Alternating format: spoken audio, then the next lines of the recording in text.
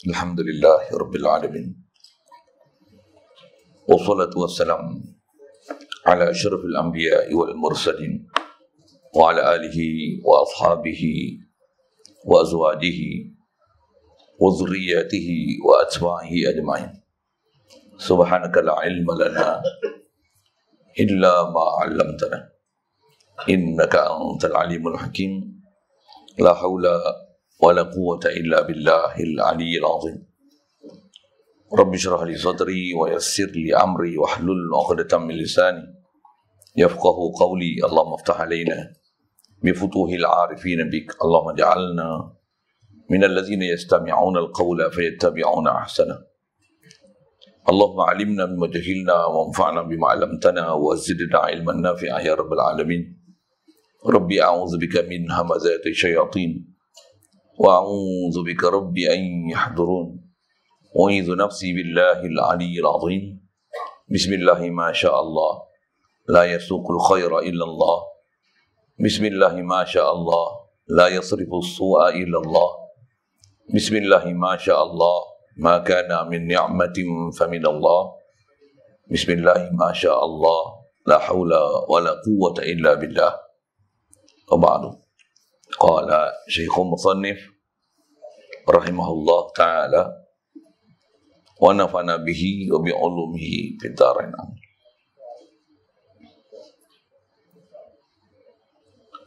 Ulama menghimpunkan kitab itu pakai muka surat 59. Ulama menghimpunkan dalam 20 sifat yang wajib orang Islam mempelajarinya.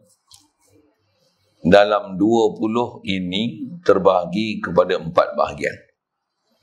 Pertamanya sifat as-sifatun nafsiyah, iaitu satu sifat saja, iaitu wujud. Yang kedua as-sifatus salbiyah, iaitu 5 sifat: qidam, baqa, mukhalafatu ta'ala lil hawadis, qiyamuhu ta'ala binafsih, dan wahdaniyah.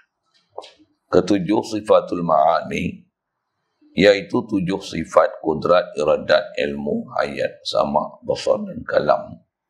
Yang keempat adalah as-sifatul ma'nawiyah, iaitu 7 sifat: kaunuhu qadiran, kaunuhu muridan, kaunuhu aliman, kaunuhu hayyan, kaunuhu sami'an, kaunuhu basiran, dan kaunuhu mutakalliman. Hadirin sekalian, pertama sekali syukur kita dengan mana kita hadirkan di hati kita rasa terhutang budi kita dan rasa anugerah Allah Ta'ala kepada kita. Pertama sekali di atas nikmat diwujudkan kita atas muka bumi ini. Alhamdulillah. Dapat pula nikmat Islam daripada dia saja yang boleh berarti kita Islam, dengan dia lahirkan kita melalui mak ayah kita yang Islam. Alhamdulillah. Diberi pula pada kita, dan dia saja yang boleh beri anugerah itu, iaitulah ada keadaan taat, ikut perintah dia, tinggalkan larangan dia. Dengan kita dibesarkan dalam keluarga Islam, masyarakat Islam, dalam negara Islam, memudahkan kita untuk boleh ada ketaatan itu. Alhamdulillah. Dia jugalah yang terus menerus memberikan nikmat demi nikmat kepada kita. Khasnya ada perasaan dan kehendak untuk nak belajar dan nak memahami pelajaran agama ni, supaya benar-benar kita faham bagaimanakah tuntutan kita supaya atas nama beragama. Tentulah agama tu Islam. Macam mana nak hidup zahir batin kita, yang zahir ni atas nama dia takluk Islam, dan batin ni takluk iman, supaya boleh menghasilkan ihsan. Alhamdulillah. Syukur Allah Subhanahu Wa Taala beri kepada kita kelapangan masa, kesempatan, kesihatan tubuh badan, dan diberi kepada kita lagi kelapangan untuk boleh hadir solat maghrib berjemaah, boleh pula berada dalam satu majlis yang sangat mulia ni, untuk kita nak meneruskan perbicaraan kita, bacaan daripada kitab Khulasah Sifat 20 ni. InsyaAllah kita nak masuk bicara ni sekalian dengan apa telah kita bicara dulu. secara umumnya kita nak bicara bab akidah ni, nak bicara bab ketuhanan. Dan bicara bab ketuhanan besar sekali. Bila sebut Tuhan, tu nama tentulah sabit zat dia. Dan bila sabit zat dia, lazim daripada zat, setiap zat mesti ada sifat. Jangan kata bicara bab ketuhanan pada makhluk pun, bila kita sebut sesuatu makhluk, sebut je apa, walaupun nama tu nama sekalipun, apatah lagi nama khas, tentu sabit wujudnya zat tersebut. Kita sebut mudah je, kalau kata kipas, tentu wujud zat kipas. Tentu bicara ada dia dulu, zat kipas. Dah sebut zat kipas, tentulah untuk nama kipas ada sifat yang melayakkan dia. Dengan tu kita panggil dia kipas, kita tak panggil dia lampu. Kenapa boleh panggil dia dengan nama kipas? Kerana ada sifat yang mencirikan ciri dia. Dengan tu kita panggil dia kipas. Jadi setiap zat tentu lazim, semestinya, tak dapat tidak, dan berpisah tiada. Setiap zat mesti ada sifat. Dan bila dah ada sifat, tentulah akan ada fungsi dia. Apa kerja dia? Khas kita belajar banyak umur, dia ada bab-bab ta'aluk, ada perbuatan. Dan bila ada perbuatan, ada kesan daripada perbuatan. Asar daripada af'al. Banyak umur jumpa semua tu. Saya nak sebut tu prinsip atas kita bicara ke makhluk pun macam tu. Jadi atas kita nak bicara dalam bab ketuhanan ni, tentulah mengikut disiplin dan tertib itu. Jadi mestilah mula-mula bicara atas kita dah bicara lepas dengan panjang juga. Sebenarnya kitab kita ni mensabitkan wujud Allah Ta'ala dengan berbagai kaedah dia dah ajar kat kita. Bahkan satu prinsip yang kita dapat kesimpulan yang ulama dah ajar kat kita, pengkaedahan itu apa dia? Makhluk dan Allah berpisah tiada. Apa maksud makhluk dan Allah berpisah tiada? Sabitnya makhluk, tentulah ada pencipta makhluk. Mana mungkin ada makhluk yang boleh berdiri sendiri. Yang berdiri sendiri tak hajat pada satu, hanyalah Tuhan. Baik. Jadi ada prinsip besar dah kita belajar. Bila sabit Allah Ta'ala ni, tentu sabit zat dia, dan sabit segala sifat kesempurnaan dia, dan sifat kesempurnaan dia tak terhingga banyaknya. Kalau kita nak hinggakan, Allah Subhanahu Wa Ta'ala sedia saja yang mengetahui segala sifat kesempurnaan yang sabit pada diri dia. Dan tentulah wajib kita tanzihkan dan murnikan, sucikan daripada Allah Ta'ala ni apa perkara yang tak selayaknya untuk dinisbahkan kepada dia, yang bila perkara tu dinisbahkan kepada dia akan menjatuhkan martabat ketuhanan dia. Atau istilahnya wajib tanzihkan dia daripada sifat kekurangan. Itu ada formula yang kita dah bicara dulu. Jadi ulama telah tolong himpun untuk kita dengan angka yang kita masyhur sebut 20. Dan daripada 20 ni boleh bagi pada 4. Dan daripada 4 ni 3 daripadanya untuk dibilang satu persatu, dan nisbah wajib belajar dan faham satu persatu. Sepakat ahli ulama ahli sunnah wal jamaah 13. Angka 20 ni angka yang masyhur. Jadi maksudnya 7 yang di belakang tu atau istilah kita jumpa saat lagi insya-Allah. Sifat maknawiyah tu dia adalah sifat yang sabit sebenarnya. Nanti kita bicara nanti apa yang nak dipanggil nama-nama sifat dan peristilahan tu. Tapi sifat maknawiyah ni adakah perlu dihitung asing ataupun cukup dengan dihitung dan dibilang? Nisbah kita belajar dan faham dan i'tiqad cukup dengan kita belajar sifat ma'ani, maka lazim daripada ma'ani tentulah menunjukkan sabitnya ma'nawiyah. Di atas berlazimannya ma'ani akan menunjukkan sabitnya ma'nawiyah, maka tak perlulah mengikut kaedah Abu Hasan Asy'ari radhiyallahu taala anhu untuk dihitung suku 7 sifat maknawiyah untuk menjadikan angka itu 20.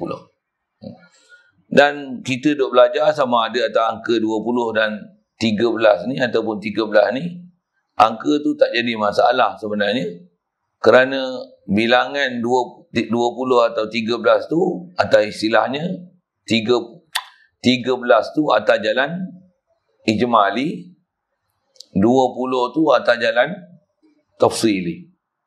Sebenarnya bukan ada kelahi pun, cuma kaifiat bilang dan adakah nak bilang suku ataupun dah terangkum dalam tu.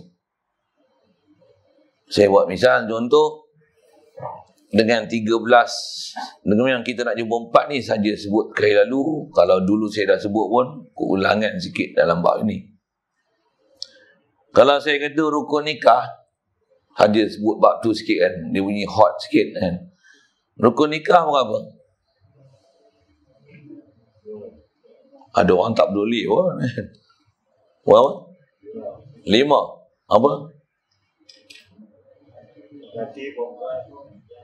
Pengantin lelaki, pengantin perempuan, wali, saksi, ijab kabul. Yang tu kalau bilang macam tu, boleh tak panggil ringkas lagi? Pengantin, siap? Mestilah pengantin lelaki dan perempuan. Mana ada pengantin seorang-seorang? Lagi? Wali, saksi, sirah. 4 je. Mahar dia bab lain. Rukun nikah ni je lah. Boleh tak berbual angka banyak lagi? Pengantin lelaki, pengantin perempuan, saksi pertama, saksi kedua. Tuan-tuan gelak tu okey. Wali, ijab, kabul. 7. Mana betul? 4 ke 5 ke 7? Sopek je lah. Semua betul. Cara bilang aja. Tu 13 ke 20? Ada masalah. Bahkan saya nak tambah lagi. 10 rukun nikah. Surat akuan bujang, kursus. Cuma COVID tak ada kena kursus. Lepas tu pengesahan HIV. Tak ada HIV lah. Yang itulah bahasa mudah kan. Kalau dah bercerai, nak kahwin balik, kena ada hitam putih. Surat bercerai atau mati. Cerai hidup, cerai mati. Nak kahwin satu lagi, ada syarat ke-12 pula. Apa dia? Tanda tangan keizinan isteri. Ambil kau. Sama je tu kan. Cuma ada yang tambah-tambah tu sebenarnya bukan rukun, tapi dia peraturan untuk dokumentasi dan pengurusan supaya jangan timbul masalah dalam masyarakat. Yang tu undang-undang keluarga dalam negeri kita dan juga beberapa negeri yang lain punya peraturan yang sama je tu. Asal hukum syaraknya gitulah. Cuma saya nak sebut apa? Ada angka berbeza tu bukan ada kelahi apa, tapi khasnya pada angka 4, 5, 7 tu benda yang sama, cuma kaifiat membilang dia berbeza. Itu saja. Sama lah kita belajar atas kaedah Abu Hasan Asy'ari 13, Abu Bakar Maturidi 20. Jadi kita sebut 20 ni atas kaedah Abu Mansur Al-Maturidi. Jadi kalau kata 13 ke 20, apa je, ada ijmali, ada tafsili. Itu istilah sikit lah. Ijmali maksudnya ringkas, tafsili ni panjang. Cara huraian panjang. Panjang tu pasal apa? Bila dah sabit nanti kudrat, tentu kaunuhu qadiran. Dia ada kaunuhu. Bagi setiap 7 daripada ma'ani itu, ada ma'ani, tentu ada ma'nawiyah. Saya sebut begitu sekali lalu dulu untuk menunjukkan perangkaan itu. Siap. Satu ulama' dah tolong impun untuk kita. Atas angka yang kita nak belajar dengan dia nak sebut kitab ni ada 20. Jadi dia nak sebut atas huraian Imam Abu Mansur Maturidi lah. Pasal yang tu masyhur sangat. Kita selalu sebut 20. Sampai tak perasan sebenarnya kalau kita ringkas memada dah 13. Kayak lalu gitu. Yang kata dia 20 ni wajib orang Islam mempelajarinya. Ambil isu tu sikit. Wajib ke belajar sifat 20? Bukan saya sebut, ulama sebut, untuk guru kita sebut. Itu pun rasanya saya dah bagi huraian. Ulama kita dia sebut 13 atau 20 ni adalah satu kaedah dengan mereka telah merumuskan dan mengambil saripati daripada seluruh Al-Quran dan hadis. Semua bab ketuhanan boleh diringkaskan semampat-mampatnya sekurang-kurang untuk faham 13. Cukup. Itu je bahasa dia. Kalau kita nak jumpa satu-satu ayat Quran, saya nak tanya ni, berapa ayat Quran yang perlu untuk lengkap faham dalam bab ketuhanan? Berapa? Ada orang kata dah cukup dengan belajar kulhu. Tak cukup lagi. Bawa kulhu Allahu Ahad. Kudrat tak ada situ, iradat tak ada situ, sama tak ada situ, basar tak ada satu. Itu ada orang kata cukup dengan kulhu Allahu Ahad. Tak cukup lagi. Mesti ada orang kata apa, at least berapa? Berapa? Yang tu yang nanti kalau kita sempurna belajar dan segala, memang kita akan dapati bertuahnya kita dah dapat satu rumusan yang telah dirumuskan oleh ulama, yang kita kadang-kadang tak disebut pun Al-Quran dan hadis, tapi dia dah bagi pati, ambil pakai je. Kalau kita nak tengok Al-Quran dan hadis, mengelepor kita. Bukan senang tuan-tuan nak ambil faham dilalah daripada Al-Quran dan hadis untuk kita nak buat rumusan tu. Bukan senang.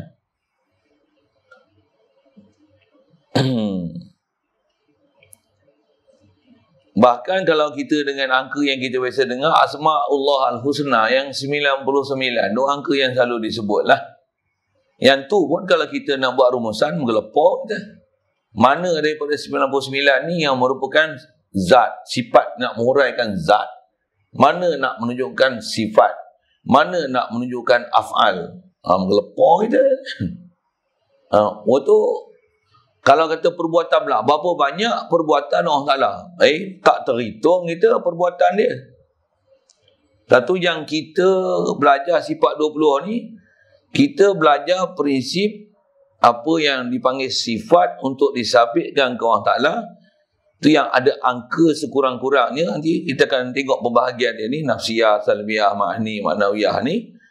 Belajar ni walaupun tengok angka dia terlalu sikit sebenarnya, tapi belajar ni insya-Allah dan wallahi selesai faham kita bab ketuhanan.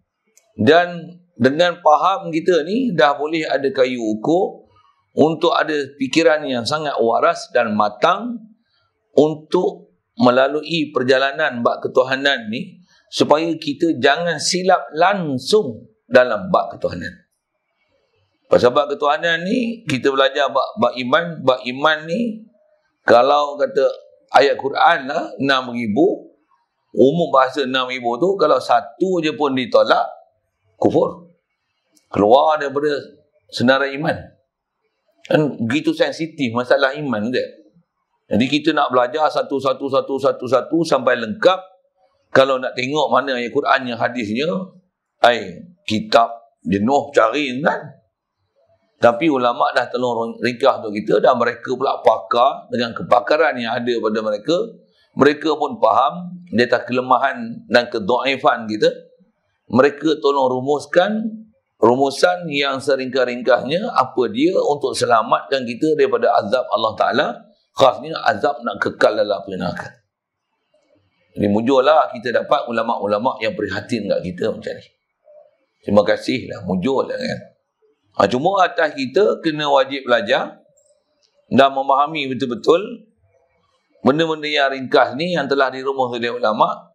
Pasal bila dia ringkas, kena faham lah, padat tu. Dan tak boleh pula kita ambil mudah nak belajar dia dengan semata-mata kadang-kadang kita anggap dengan hafalan ataupun tengok pembahagian macam saya baca sekali lalu tadi. Ada yang kita faham, dengan kita boleh taksim dengan dia, boleh bahagikan dia. Ada nafsiyah, salbiyah, ma'ani, ma'nawiyah, boleh bilang apa dia tu. Kita rasa dah selesai dapat ketuhanan. Belum lagi, yang tu baru pengangkaan dan pembahagian. Belum selesai bab iman. Bab iman ni, dia mesti sampai tahap faham sungguh apa sebenarnya yang kita bicara. Dan sampai istilahnya boleh jatuh hati kita ke Allah Ta'ala. Yang tu kot bahasanya. Istilah jatuh hati tu, maksudnya sebut Allah aja, inilah nama yang paling kita kenal dalam seluruh nama-nama yang kita pernah kenal. Nama tu, hatta nama kita sendiri. Dan bila sebut nama, mesti ada zat yang wujud untuk mensabitkan nama tu. Setiap nama mesti ada zat yang akan dirujuk dan mestilah zat tu ada. Yang tu pembahasan pertama. Satu pembahasan pertama atau pembahasan sifat 20 atau 13 atau jalan ringkas ni, mula-mula bicara wujud dulu. Pasal apa? Pasal mestilah bila pasal kita nak bicara ni ialah bab ketuhanan, dan kita faham Tuhan ni ambil faham daripada makna kalimah tauhid la ilaha illallah. Yang rumusan pendek dia apa dia? Allah jua ilah. Selain daripada Allah tak ada langsung sifat ketuhanan, ataupun selain daripada Allah Ta'ala bukan ilah. Allah jua ilah. Yang tu kot bahasa mudah dia. Bila Allah jua ilah, tentulah sabit zat dia. Bila sabit zat dia, maksudnya zat dia tentu ada. Begitu juga ada tu bukan saja ada zat dia, tentulah ada sifat dia dan ada perbuatan dia. Dan apa yang kita dapat lihat ni adalah kesan ataupun natijah daripada perbuatan dia kepada kita. Boleh faham? Sekali lalu saya sebut benar-benar itu kan. Kadang-kadang kita satu sudut, ada yang tuan-tuan biasa belajar tu, saya tak sebut dalam bentuk macam tu lah, saya akan sebut dalam bentuk macam ni. Supaya kita faham rupanya, nak faham sifat 20 ni, ini tujuan dia sebenarnya. Yang ni sebenarnya yang kita nak dapat faham. Barulah kita tahu kenapa ulama bahas daripada wujudnya sampailah habis atas nama sifatnya, nafsiahnya, salbiahnya, ma'niyah, ma'nawiyahnya. Kenapa bahasanya tu? Dan umum atau istilahnya kita nak belajar ni sifat. Dan sifat ni besar sekali atas nama sifat. Nak sebut sifat apa dulu ke Allah Ta'ala? Tentulah sifat apa? Wujud dululah. Sifat wujud dululah. Dan atas nama tu yang dia kata, bahagian pertama yang kita nak lihat, sifat wujud ni atas pengistilahan dan pembahagian dia dipanggil sifat nafsiyah. Sifat nafsiyah. Jadi pasal apa nak sebut wujud dulu? Nak saya sebut misal. Kalau saya kata meja lah, awak misal mudah. Meja kata nama. Meja ialah meja lah. Jadi meja ni, untuk kata meja, mestilah ada zat meja. Okay. Bila ada zat meja, bila kata ada tu, ada apa? Ada meja lah. Ada meja yang kita duduk bicara tu lah. Jadi kalau kita atas bicara la ilaha illallah, Allah ni ilah. Jadi ilah ni ada lah. Soal, ada apa? Ada Allah lah. Ada Allah tu, ada apa? Allah ni, ada apa Allah tu? Ada zat Allah. Allah ni bukan hayalan. Allah bukan fata morgana. Bukan hayalan ataupun imajinisasi. Betul tak tahu saya sebut kan? Bukan imajinasi. Sorry, sebut tak betul. Bukan imagine, dia bukan imagine. Bukan imajinisasi. Bukan hayalan je. Allah dengan kita, siapa lagi real? Siapa? Allah lah lagi real. Kita ni tak real ke? Sikit soalan itu. Kita ni tak real ke? Dari segi real tak ada. Tengok kalau tuan-tuan kata kita hayalan, saya nak pelampau lagi. Sakit tak sakit? Real tak real kan? Kasar lah sikit bahasa pelampau tu kan. Real tak kita ni? Jadi kita ni bukan hayalan. Kalau kita pun bukan hayalan, apatah lagi Allah Ta'ala tentulah bukan hayalan. Bahkan Allah Ta'ala real of the real. Pasal dialah yang bagi jadi kita real ni. Realiti yang menjadikan kita ni Allah. Tentu dia lagi real daripada kita. Tentu dia bukan hayalan semata-mata. Cuma kita tak akan ada keupayaan untuk menghayalkan dia. Tak akan boleh. Tak akan boleh ada pada kita kebolehan untuk membayangkan dia, merupakan dia. Satu prinsip ketuhanan kita akan belajar selepas faham Wujud ni wujud zat dia. Oleh kerana zat dia, kita tak akan boleh ada keupayaan untuk mengenali dengan pasti daripada apa dia, di mana dia. Istilahnya nak mengenali hakiki zat dia, rupa lagu mana, buat daripada bahan apa, duduk di mana. Yang tu takkan ada keupayaan kita nak boleh mencapai, memahami zat Allah Ta'ala sampai pada tahap tu. Pasal memang kita takkan upaya, tiada siapa yang boleh kenal zat Allah Ta'ala melainkan Allah Ta'ala sendiri. Prinsip ulama kita ajar, bila kita dah faham Allah ni memang real, sabit, wujud tu wujud zat dia.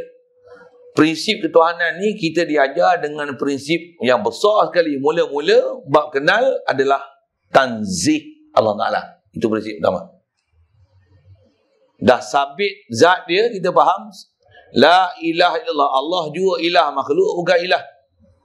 Allah saja yang wujud hakiki, makhluk ni asal tak wujud. Dah faham wujud tu mesti wujud zat dia. Zat dia takkan ada kemampuan kita nak mengenali hakikat zat dia. Untuk apa yang mesti ada akidah kita ke Allah Ta'ala, tanzihkan dia daripada apa yang tak sepatutnya. Satu diajar kaedah kita berzikir ke Allah Ta'ala, khasnya kita zikir dengan istilahnya zikir Fatimiyah, zikir yang Rasulullah ajar kepada Sayyidatina Fatimah. Fatimah, saya sebut salah, radhiyallahu ta'ala anha. Rasulullah ajar apa? Mula-mula subhanallah dulu. Subhanallah dulu. Subhanallah dia atas terjemahnya Maha Suci Allah Ta'ala. Apa tujuan sebut kalimah ni? Pertama, nak isbatkan Allah Ta'ala. Dan prinsip pertama supaya boleh berjalan dalam bab ketuhanan ni, jangan ada langsung dalam fikiran kita apa-apa gambaran, hayalan, fikiran, lintasan yang nak mengkhayal, membayang apa saja dengan istilahnya tu kepada zat Allah Ta'ala. Memang tak boleh. Satu prinsipnya subhanallah, subhanallah, subhanallah, subhanallah, subhanallah. Nada tu kadang-kadang memudahkan kita untuk menghayati apa yang kita duk zikir. Kalau subhanallah, subhanallah, subhanallah, subhanallah, beku kan. Tambah orang yang bawa tu pula suara dia menghayati pula zikir tu. Dia pula memang ahli tauhid. Sebut pula bukan daripada hafalan dan nak menunjukkan suara yang sedap saja, tapi memang di atas arif dia. Siapa Allah Ta'ala dengan akidah yang mantap dia dengan Allah Ta'ala, kata-kata dia boleh bagi kesan dalam hati. Zikir dia tu dah cukup untuk ada taksir dalam hati kita. Kita dengar pun, wow, berdebar hati. Sedap dia disebut subhanallah. Subhanallah, subhanallah, subhanallah, subhanallah. Saya bagi contoh itu. Saya suara tak sedap. Cari orang yang nada dia tu boleh mendatangkan kesayuan dalam hati tu. Khasnya kita nak faham tentang mana? Prinsip pertama, tanzih Allah Ta'ala. Dan di atas tanzih ni, kita belajar atas sifat 20 tu yang selepas kita faham sabit zat Allah Ta'ala. Bila kata Allah ni, apa yang ada tu ada apa? Ada zat dia. Satu atas nama dia panggil sifat nafsiyah. Kerana bila sebut wujud, ada itu ada apa? Atas istilah nanti syarahan dia akan sebut belakang. Cuma kalau baca kitab tertib panjang, satu saya nak mendahulukan dengan sebut macam ni dulu. Bila sebut ada tu, kaedah kita mengikut ahli sunnah wal jamaah, dia sebut kaedah macam ni. Wujudu syai'in ainu. Tak dikatakan ada sesuatu, melainkan ada tu rujuk kepada ain zat. Ain maujud. Bahkan saya nak sebut contoh ke makhluk, pasal nak contoh ke Allah Ta'ala tu jadi macam buku adab sikit. Lagi baru kita rujuk ke Allah Ta'ala. Macam ni. Tadi saya sebut kipas tak? Kipas ni benda ada ke benda tak ada? Benda ada lah. Mana kipas? Kan? Ada zat yang kita akan rujuk. Jadi ada tu ada apa? Ada zat kipas tu lah. Diri kipas tu lah. Kipas tu nama. Mesti ada zat yang akan dirujuk. Rasa saya ada bagi penjelasan itu tentang zat ni. Itu saya sebut kipas. Apa saja. Sebut je setiap pasal kita belajar bahasa kita pun, kita belajar ada kalimah, kata nama. Lepas tu ada kata kerja. Lepas tu ada sendi kata. Dia ada noun. Kita belajar orang putih itu lah kan. Ada verb. Lepas tu ada yang ketiga tu kan. Sendi kata tu. Dah lama tak sebut orang putih, silap lagi, salah pula. Tu tak sambung dalam belakang tu kan. Kalau kita belajar bahasa Arab pun, prinsip pembahagian dia sama je. Ada isim, ada fi'il, ada huruf. Dan isim ni ada istilah nama am, nama khas kan. Ada common noun, ada proper noun. Yang tu kot bahasa Inggerisnya. Walaupun sebut common noun, nama am, setiap nama mesti ada zat yang akan dirujuk dan zat tu wujud. Bulan misalnya. Bulan nama mesti ada. Ada tu, ada apa? Ada bulan tu ada apa? Ada zat bulan itu. Jadi bila ada Allah, ada apa? Atau istilahnya ada zat Allah. Istilah zat Allah tu diri Allah. Tapi di atas diri Allah Ta'ala ni, takkan ada keupayaan kita boleh mengenal hakiki zat dia macam mana. Atau prinsip laisa kamitslihi syai', atau yang lepas faham sifat nafsiyah. Atas prinsip nak mengenal Allah Ta'ala, pertama sekali tanzihkan dia perkara yang tak sepatutnya. Satu, belajar salbiah dulu. Salbiah dulu. Satu atas nama, sifat dia salbiah. Sifat tu ada 5. Atas bilangan angka, kita kalau biasa dengar mudah je. Itulah kidam, baqa', mukhalafah lil hawadis, qiyam bi nafsi, wahdaniah. Baik, pasal apa nak faham sifat salbiah? Kita ambil bahasa sikit. Salbiah ni apa? Asal makna salbiah ni daripada perkataan bahasa Arab salbun. Asal makna salab ni tanggal, buang. Nyah kan. Nyah tu lah ambil pada perkataan yang saya sebut subhanallah dia apa dia? Tanzih kan Allah Ta'ala. Maksudnya nyahkan pada dia, nafikan pada dia, tolakkan pada dia. Bersihkan daripada Allah Ta'ala daripada perkara yang tak sepatutnya. Ni kerja pertama kita dalam bab ketuhanan. Sebelum nak bicara apa yang sepatutnya, sifat yang memang realiti sabit di zat Allah Ta'ala, mesti prinsip dia tanzih dulu. Nyahkan, tidak akan, nafikan apa yang tak sepatutnya pada dia dulu. Satu prinsip kita nak mengenal Allah Ta'ala atau disiplin ulama sebut mengikut sequence yang betul. Dah sabit zat dia yang kita biasa dengar laisa kamitslihi syai'. Untuk macam mana nak faham zat dia, mesti nafikan perkara yang tak selayaknya pada dia. Menafi perkara tak selayaknya atas nama itulah dipanggil sifat salbiyah. Salbiyah. Jadi atas nama 5 tu saya nak tunjukkan macam mana dia menunjukkan makna tanzih tu, menafi sifat tak selayaknya macam mana. Tengok sekali lalu saya sebut. Macam mana pun saya nak sikit bahasa tadi dulu. Salap tu. Kita salap ni bahasa Melayu kita pakai tempat tertentu kan. Bahasa Arab memang banyak lah tempat pakai. Saya nak sebut mudah gini, saya ngaji pun ada guru sebut misal gini. Pernah dengar tak obat panau salap? Pernah dengar? Kalau yang umur dengan saya rasanya biasa dengar tu. Kalau budak-budak zaman ni ikut dia tak apa nak kena yang nama tu. Biasa dengar. Siapa tak biasa dengar obat panau salap? Cuba angkat tangan. Tak biasa dengar apa? Oh ada juga tak apalah. Tak dengar pun tak apalah. Panau salap. Ada salap kan? Panau ni apa? Ada penyakit kulit yang diputih tombok-tombok tu. Dia orang kata pasal panas-panas untuk mandi. Betul tu jadi panau kan? Punya pasal lah tu. Saya bukan nak cerita panau tu. Saya nak cerita salap tu. Obat panau salap. Salap tu benda. Itu kita tak parti bahasa Melayu. Hafal je panau salap, panau salap. Salap tu maksudnya buang. Obat panau salap ni obat buang panau. Makna dia panau salap, cuma dia sebut tu terbalik kan.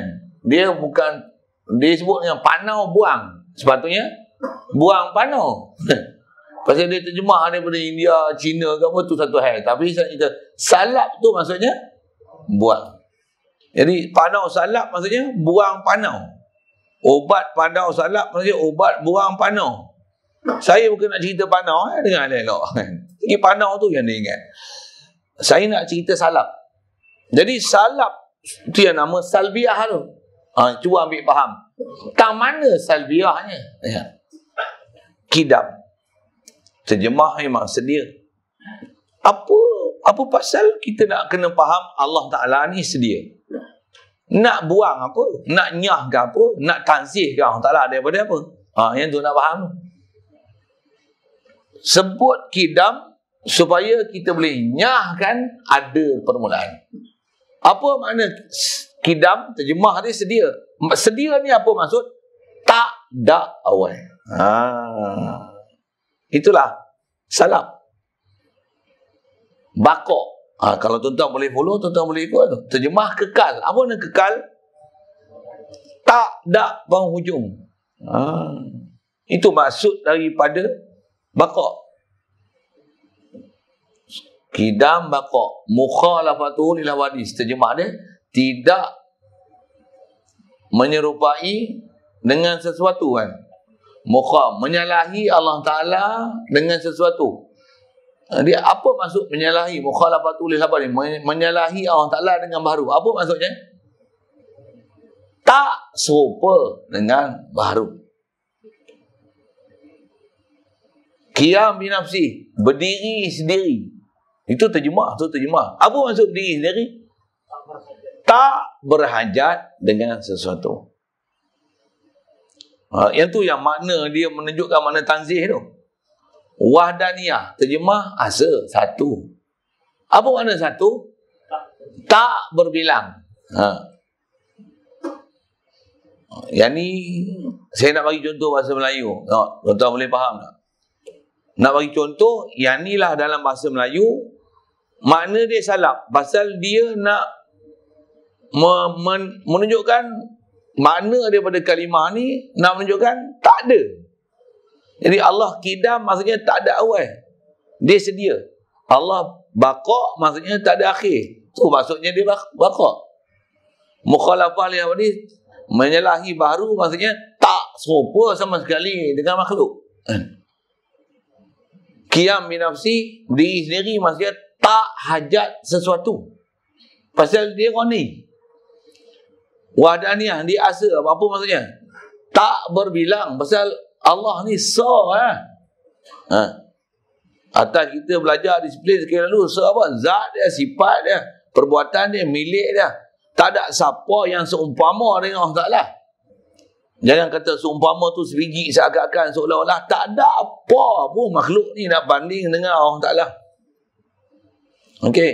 Saya nak fungsikan bahasa tu. Saya nak sebut tak tu kan. Kalau saya kata kudung.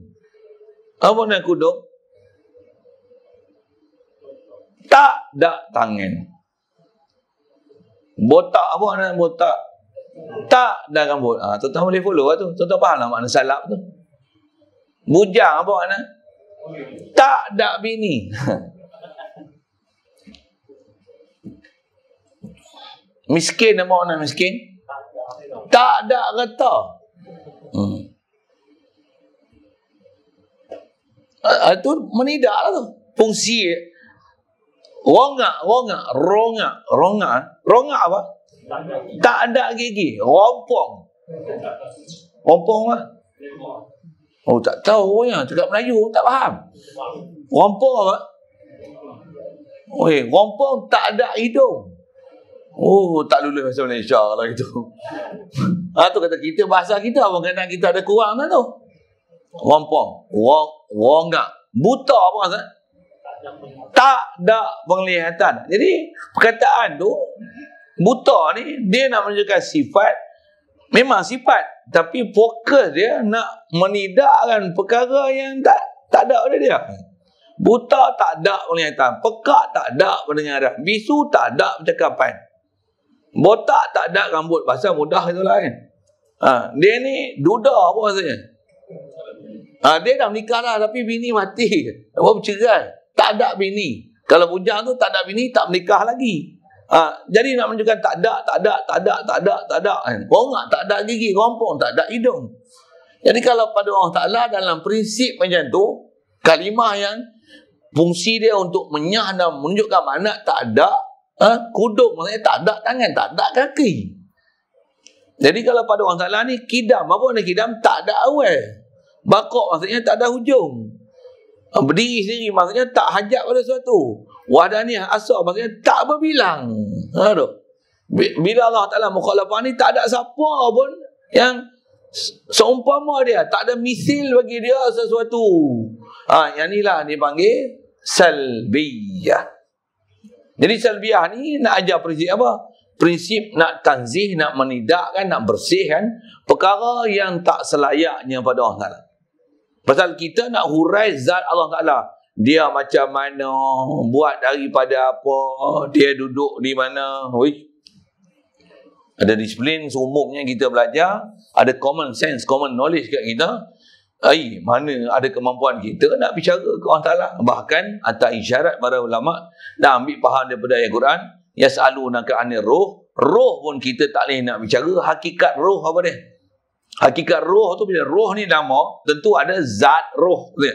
Ada sifat roh, ada perbuatan roh. Khas atas bicara zat roh. Roh ni apa? Tak boleh jawab.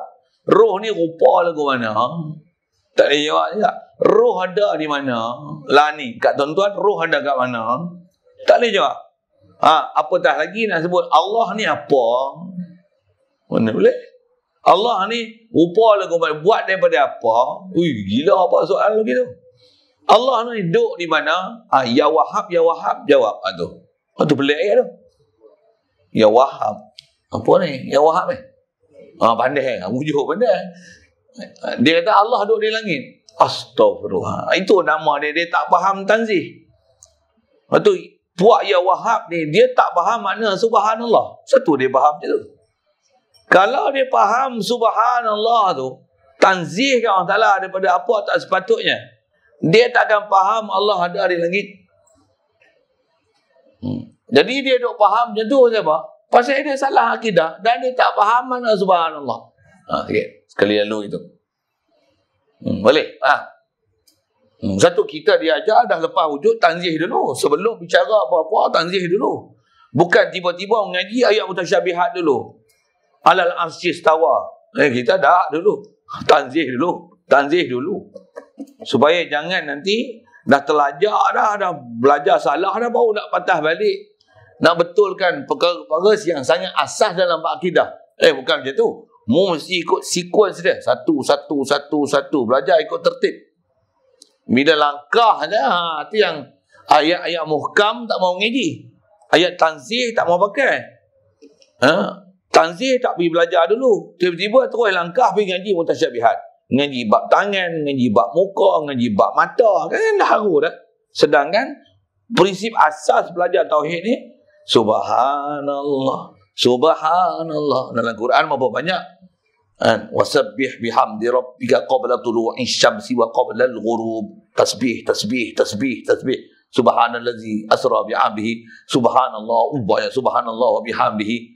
Prinsip tasbih Allah Ta'ala ni, Allah Ta'ala sebut sabbihisma rabbikal a'la. Diperintah kita tanzih. Sungguh saya ada sebut prinsip yang lepas. Allah Ta'ala ni dia muttasifun bisifatil kamal dan munazzah anir naqsi wazzawal. Tuan-tuan ingat tak ingat punya bahasa tu heran. Pasal dia Arabicnya pronunciation sikit. Tapi CP itu besar tu. Mesti dia bersifat dengan segala sifat kesempurnaan. Nyahkan daripada dia apa-apa nama sifat kekurangan, apa-apa nama naqs, satu zawal pun nyahkan daripada Allah Ta'ala. Jadi apa prinsip nak nyahkan daripada apa tak sepatutnya? Salbiyah ni dah memada. 5 ni dah cukup untuk istilahnya tanzihkan Allah Ta'ala daripada apa yang tak sepatutnya. Kidam, bakok, mukhalafah lil hawadis, qiyam bi nafsi, wahdaniyah. Satu kalau tak Arash ni makhluk ke baru ke kodim? Arash makhluk baru, bukan kodim. Yang kodim ni siapa? Kodim ni zat Allah. Yang kodim ni sifat Allah. Yang qadim ni nama Allah. Itu qadim. Nak nama qadim ni berhubung dengan Allah Ta'ala je. Zat Allah, sifat Allah, nama Allah, ni qadim. Macam mana sabit zat dia, macam itulah sempurnanya sifat dia, macam itulah sempurna segala nama-nama yang ada pada dia. Ni yang qadim Allah Ta'ala. Arasy makhluk. Arasy makhluk. Jadi kalau nak hubungkan Allah, duduk di arah, tak kena. Prinsip tanzih dulu. Subhanallah, subhanallah, subhanallah. Tanzih dulu. Okey. Sekali lalu pada sifat salbiyah. Ada soalan tu tentu. Boleh follow. Nafsiyah, salbiyah. Saya nak tunjukkan sequence kenapa ulama sebut pembahagian tu dan kenapa belajar satu-satu. Tuan-tuan kaji, tuan-tuan baca tu, kalau faham saya sebut ni, tuan-tuan baca boleh faham. Boleh. Tambah lagi nanti panjang umur kita jumpa ke depan, saya baca satu. Hai, dah lah cerah. Suluh lagi. Spotlight ni. Allah. InsyaAllah. Baik, yang ketiga, selepas prinsip tanzih ni dah betul, baru nak faham apa dia sifat yang betul-betul hakiki, yang tu menunjukkan sifat yang berdiri di zat. Itu istilahnya. Atau istilahnya sifat dia dalam kita belajar biasa dengar ni, nama dia sifatul ma'ani. Apa sifat ma'ani ni? Sifat ma'ani ni maksudnya sifat yang sungguh ada di zat. Kalau sifat salbiyah, sebut tu untuk tanzih perkara tak sepatutnya. Kalau sifat ma'ani nak menunjukkan sifat ni macam mana sabitnya zat Allah Ta'ala, tentulah sabitnya zat ni di sifat dia. Kalau sifat salbiyah, memang sabit zat Allah Ta'ala, tapi sebutkan sifat salbiyah tu, kidam ni dia bukan macam mana makna yang dipaham daripada kudrat, iradat, ilmu, hayat, sama, basar, kalam. Tak? Sekidam tu fokus besar dia mustahil ada awal, tak ada awal. Baqa' tu baqa' bukan baqa' yang berdiri di zat, bukan. Baqa' ni menafikan akhir pada Allah Ta'ala. Allah mustahil ada kesudahan pada dia. Al-baqa' hakiki Allah Ta'ala, mustahil ada kesudahan pada dia. Itu makna salbiyah tu, menidakkan perkara tak sepatutnya. Kalau sifat ma'ani, dia sifat nak menunjukkan memang sabit zat Allah, dan lazim daripada sabit zat dia tentu ada segala sifat kesempurnaan yang istilahnya yang qaim, yang berdiri, yang ada sungguh di zat dia. Itu dipanggil sifat ma'ani. Nak saya sebut misal. Yang ni pun untuk misal faham je. Bukan nak misal banding ke orang salah. Nak buat misal faham zat dan sifat ma'ani. Contoh mudah guru kita duk sebut. Contoh apa? Kita sebut gula dan manis. Gula tu nama bagi zat. Manis tu sifat yang ada di gula. Kalau masin tu macam mana? Masin tak bagi gula lah. Jadi manis tu apa yang manis? Diri gula tu manis. Gula tu apa? Manis tu apa? Gula tu zat dia. Sifat tu manis yang ada di zat. Jadi bila makan manis tu gula. Pasal apa boleh tahu gula? Pasal bila ada sifat tentu sabit zat. Bila sabit zat tentu ada sifat. Sifat yang macam ni adalah sifat ma'ani. Bila sebut Allah, dia buat kita, dia buat makhluk, tentu dia kuasa.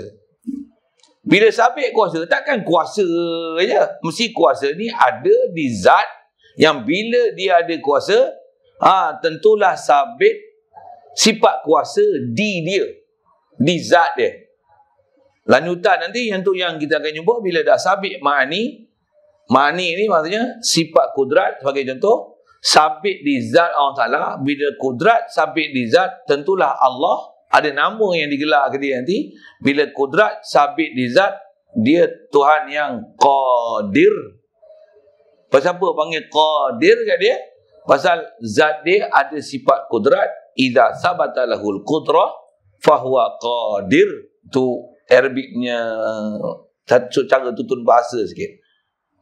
Kalau saya sebutnya ni, somebody that can drive, so he is a driver. Pasal apa panggil driver kan dia? Pasal he can drive. Drive tu cuma dia verb lah kan. Atau konteks saya nak sebut ni, bila drive tu kita disebahkan kepada somebody ni. Tu somebody tu zat dia. Drive ni atas saya nak sebut, walaupun dia verb, tapi atas saya nak sebut dia ada sifat drive tu, maka kita panggil driver kata. Allah bila sabit kudrat di zat dia, maka fahuwa qadir, tu yang kaunuhu qadiran. Itu makna ya. Boleh tak faham? Yang tu yang selalu orang mengaji macam ni sikit. Pasal apa? Dia melibatkan fahaman bahasa. Satu, saya guna bahasa Inggeris tu untuk sikit berkaitan bahasa yang saya nak sebut kudrat dengan qadir tu. Yang tu nanti kalau kita jumpa, kalau kita ngaji kitab lain tu yang ulama kita ada terjemah macam ni. Allah bila bersifat kuasa, kuasa tu sabit di zat dia, dia ialah Tuhan yang perkuasa. Ada guna pula. Itu bahasa petani, kaedah Tok Guru pernah panggil padak tapi ulama sebelah petani sana lah. Kita bahasa Malaysia kita tak guna tu. Tu pun sampai tempat dia kita jumpa ni, kitab kita ni pun memang dia bicara about tu. Pasal kita punya mengarang ni, dia orang petani. Jadi disebut juga pendekatan mengikut kawaid atau kaedah terjemahan sifat ma'ani mengikut pada'e. Dia panggil pada'e bakurah tu. Orang panjang orang jumpa, insya-Allah. Sekali lalu saya nak sebut tu, sifat ma'ani ni adalah sifat yang memang sungguh sabit di zat dan dia tak macam salbiah dari sudut menafi yang tak sepatutnya. Kalau ma'ani ni sifat yang sungguh sabit di zat. Cuma mudah sebut ni, macam mana manis ada di gula. Bila manis je, faham kita ada gula. Bila gula je, mesti ada sifat manis. Manis tu atas istilahnya ma'ani. Saya sebut mudah, saya ngaji ada guru sebut macam ni. Contoh, roh kita hidup tak? Roh kita melihat tak? Roh kita mendengar tak? Roh kita melihat pakai apa? Kita lihat pakai mata. Roh kita ni melihat pakai apa? Tak tahu. Tapi ada tak sifat lihat? Dengan sebab lihat yang ada pada dia, roh ni bila ada sifat lihat, maka dia adalah roh yang melihat. Melihat tu nak menunjukkan sifat melihat tu ada di zat roh kita. Saja saya sebut ke roh tu pasal apa? Kita ni, jasad ni sebagai alat di atas alam syahadah ni, Allah Ta'ala nak zahirkan roh kita. Roh kita ni bila main kat sini, dia tak rupa roh. Tapi Allah Ta'ala jadikan jasad ni perantara untuk menzahirkan roh kita.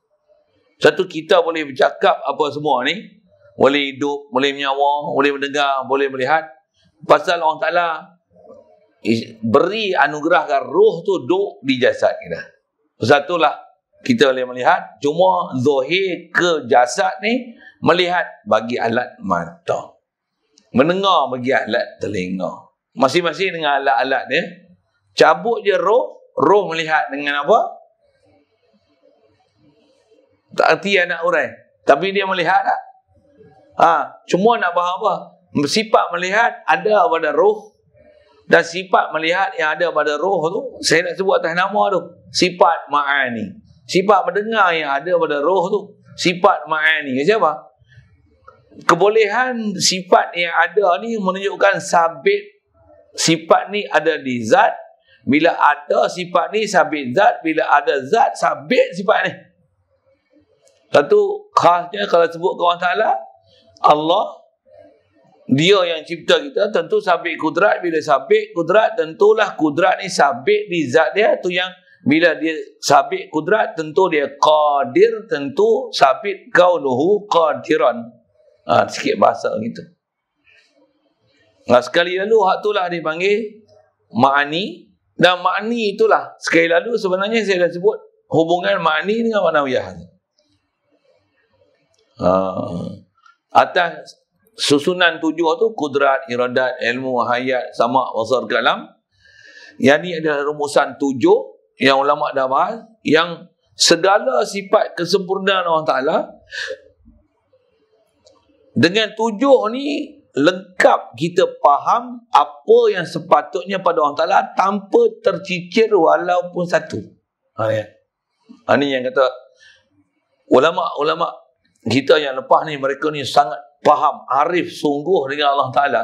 Ya, Allah Ta'ala ilhamkan kepada mereka dengan boleh buat satu kesimpulan ilmu, khas atas nama ilmu akidah ni, macam mana untuk memudahkan kita untuk faham dan mengenali Allah Ta'ala, dan macam mana supaya nanti bila kita faham siapa Allah Ta'ala, akan ada takluk hati kita dengan Allah Ta'ala, dan sentiasa kita takzimkan dia, takbir dia, tanzihkan dia, sentiasa tahmid dia di atas segala sifat kepujian dia, dan merasa betapa kurangnya kita pasal sifat-sifat kesempurnaan tu adalah milik dia. Jadi asal saya sebut angka 7 tu. Sekali lalu macam tu lah. Dengan apa kita baca dalam kitab ni, atau yang pembahagian tu, dengan angka dia sebut, apa dia, sekali lalu untuk melihat kaedah orang kata apa, formatting berfikir mengikut sekuens munasabahnya, mestilah bicara zat dulu, tu yang wujud. Lepas tu prinsip dia tanzih dulu, tu yang bicara salbiah.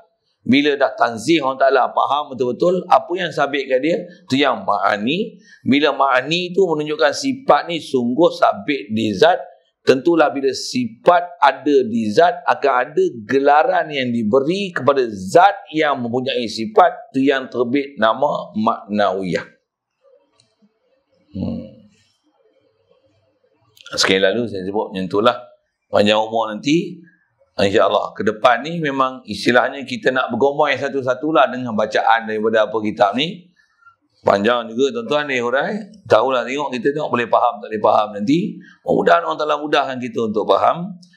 Dan kita akan lihat nanti betapa ulama ni mereka begitu prihatin dan faham sungguh apa sepatutnya nak faham ke Allah Ta'ala ni. Pasal yakin mereka pada Allah Ta'ala adalah keyakinan yang betul-betul yakin. Dia bukan saja ilmul yakin, dia ainul yakin, dia hakul yakin pada Allah Ta'ala. Bahkan pada makhluk ni tenggelam ke makhluk. Pasal makhluk bukan martabat yakin. Makhluk ni martabat dia jaizul wujud. Allah martabat dia wajibul wujud. Satu, ilmul yakin, ainha ilmul yakin, hakul yakin.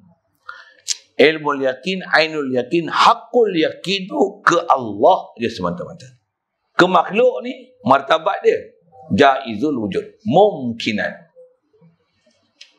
Jadi takluk hati nanti ke Allah Ta'ala je. Pasal apa? Pasal faham sangat yang hakiki wujud, yang asal-asal wujud, yang sedia wujud, yang kekal wujud, yang satu-satunya yang memang wujud, Allah. Makhluk ni asal tak wujud, Allah yang bagi wujud. Jadi makhluk harus wujud.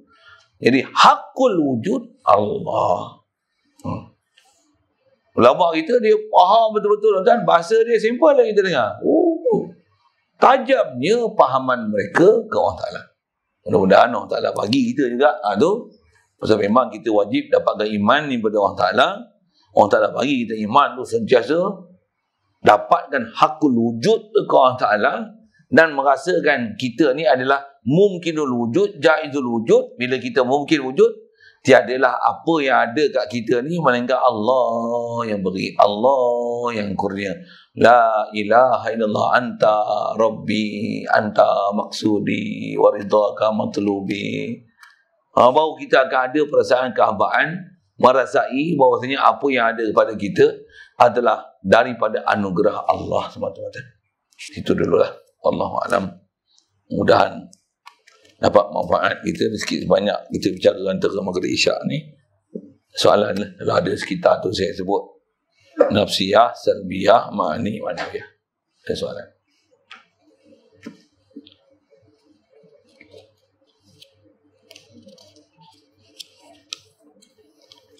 Bismillahirrahmanirrahim. Allahumma nawwir qulubana min nuri hidayatika kama nawwartal arda min nuri syamsika abadan abada.